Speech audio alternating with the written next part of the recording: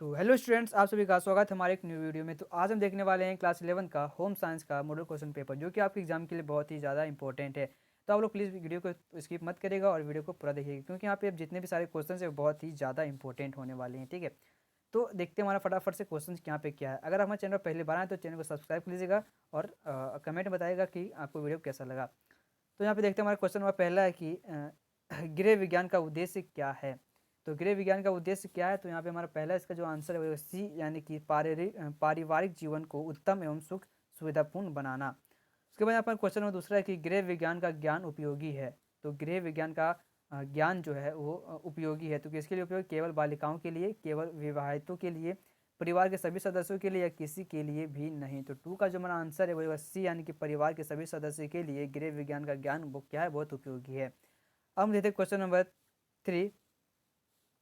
अरे कहाँ पे गया क्वेश्चन नंबर? यहाँ पे, ठीक है।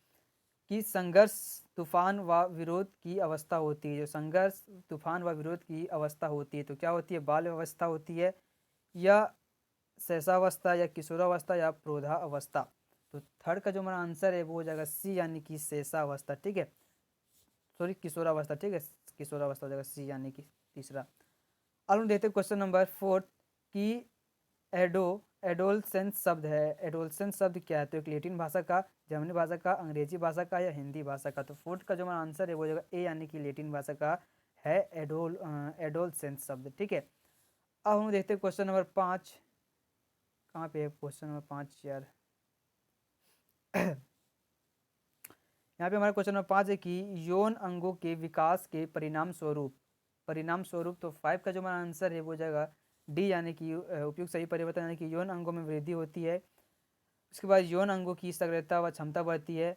व्यक्ति की भावनाओं, सोच व व्यवहार में परिवर्तन होता है, यानी उपयुक्त सभी परिवर्तन, यानी कि डी हो जाएगा इसका आंसर। की यौन अंगों के विकास के परिणाम स्वरूप क्या क्या होता है। ठीक है, अब हम देखते हैं क्वेश्चन नंबर 6 कि प्रारंभिक किशोरावस्था में किशोर हो जाते हैं। तो प्रारंभिक जो स्टार्टिंग में किशोरावस्था होते हैं उसमें किशोर क्या हो जाते हैं? तो 6 का जो आंसर है वो हो जाएगा ए, यानी कि अंतर्मुखी हो जाते हैं। ठीक है, अब हम देखते हैं क्वेश्चन नंबर 7 की किशोरावस्था में किस प्रकार के संवेग पाए जाते हैं। तो किस प्रकार के संवेग पाए जाते हैं? तो तीव्र व अनियंत्रित अभिव्यक्ति वाली। ठीक है, यानी कि ऑप्शन नंबर हमारा ए हो जाएगा करेक्ट आंसर। उसके बाद हम देखते हैं क्वेश्चन नंबर 8 की संज्ञात्मक विकास की कितनी अवस्थाएं होती है। संज्ञात्मक विकास की कितनी अवस्थाएं होती है? तो कितनी होती है? 4 होती है, यानी कि ऑप्शन नंबर डी हमारा होगा करेक्ट आंसर।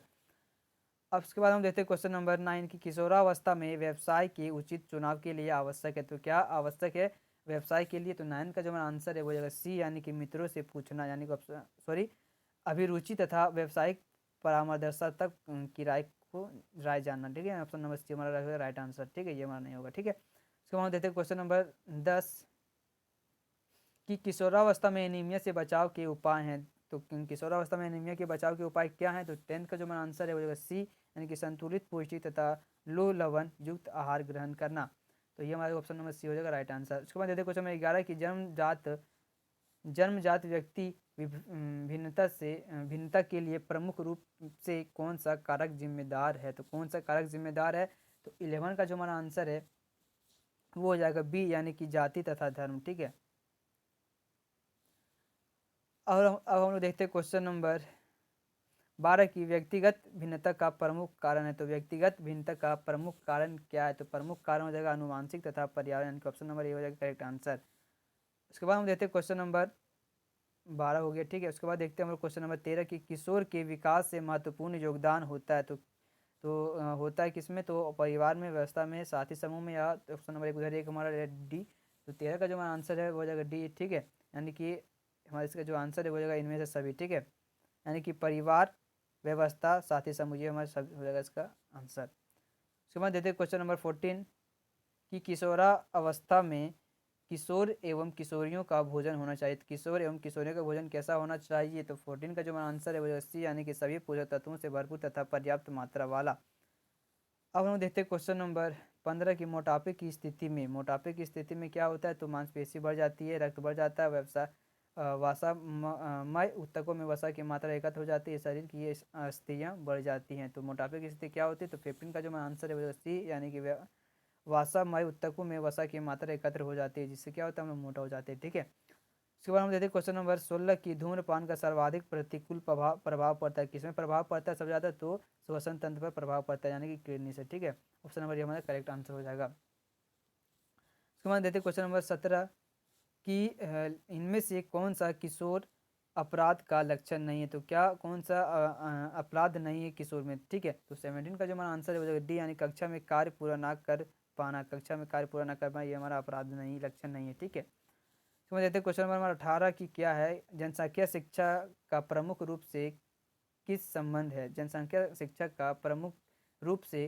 किस संबंध है, तो 18 का जो हमारा आंसर है वो हो जाएगा सी, यानी कि जनसंख्या की स्थिति से, यानी कि ऑप्शन नंबर सी हमारा हो जाएगा करेक्ट आंसर।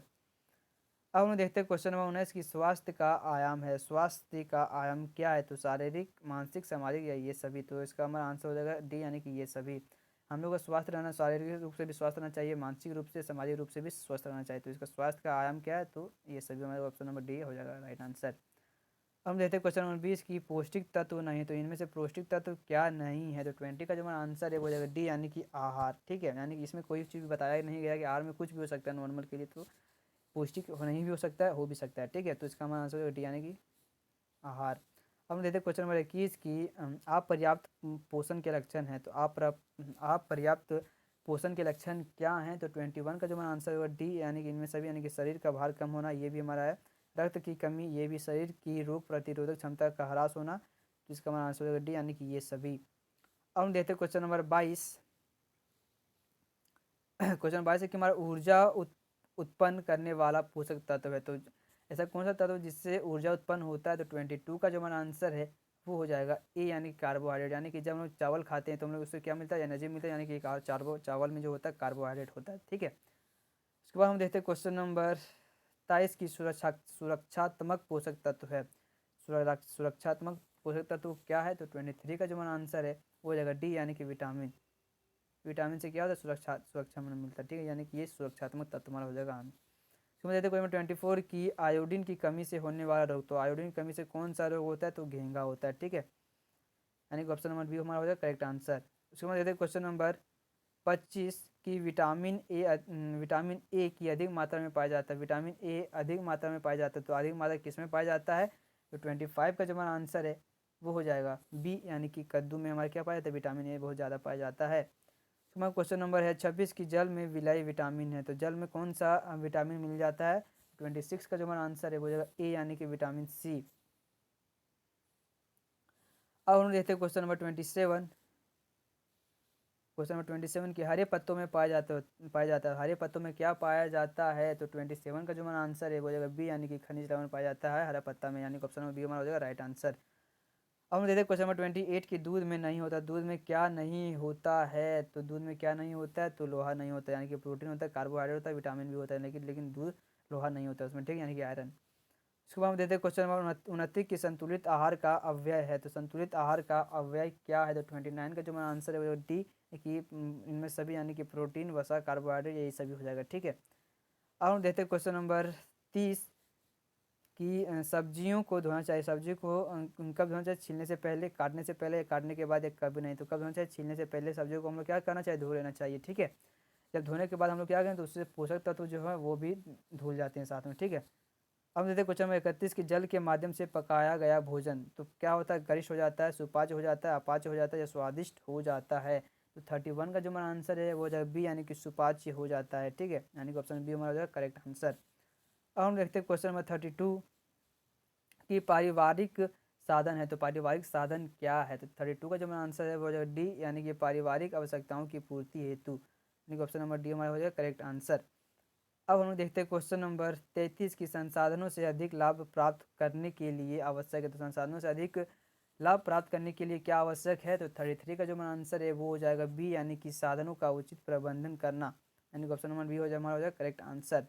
अब हम देखते हैं क्वेश्चन नंबर 34 की निर्णय प्रक्रिया की आवश्यकता पड़ती है, तो निर्णय प्रक्रिया की आवश्यकता कब पड़ती है, तो नई परिस्थितियों के समायोजन में, या घर की में विशिष्ट स्थिति उत्पन्न होने पर, या सब योजनाएं दीर्घकालीन होने पर हो, या इनमें से सभी, तो इसका जो 34 का जो हमारा आंसर है वो हो जाएगा डी, यानी कि इनमें से सभी। उसके बाद क्वेश्चन नंबर 36 की कपास के तन, सॉरी 35 है। ठीक है, अभी 35 देखते हैं हम लोग कि ऊर्जा प्रबंधन के अंतर्गत ध्यान रखना चाहिए, तो ऊर्जा प्रबंधन के अंतर्गत हमें क्या ध्यान रखना चाहिए कि व्यक्ति की अपनी कार्य क्षमता का या व्यक्ति विभिन्न कार्यों पर होने वाले ऊर्जा व्यय का या उपयुक्त दोनों का या इनमें से कोई नहीं। तो जो है 35 का जो हमारा आंसर है वो हो जाएगा सी, यानी कि उपयुक्त दोनों का, यानी कि व्यक्ति की अपनी कार्य क्षमता का और विभिन्न कार्यों पर होने वाले ऊर्जा व्यय का। ठीक है, उसके बाद हम देते क्वेश्चन नंबर 36 कि कपास के तंतु के लिए गलत है। तो कपास के तंतु के लिए क्या गलत है? तो 36 का जो हमारा आंसर है वो बी, यानी कि प्रोटीन तंतु होते हैं, यानी कि ऑप्शन नंबर बी हमारा हो जाएगा करेक्ट आंसर।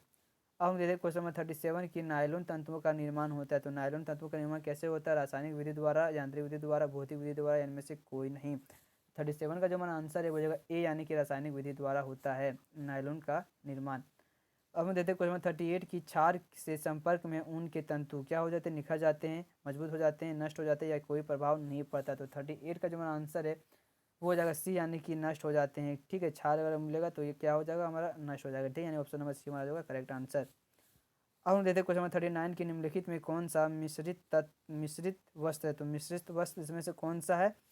तो यानी कि कोट्स वूल ये भी हमारा मिश्रित है, टेरी सिल्क ये भी मिश्रित है, टेरी कोट्स ये भी मिश्रित है। ऑप्शन नंबर हमारा हो जाएगा डी, यानी कि इनमें से सभी।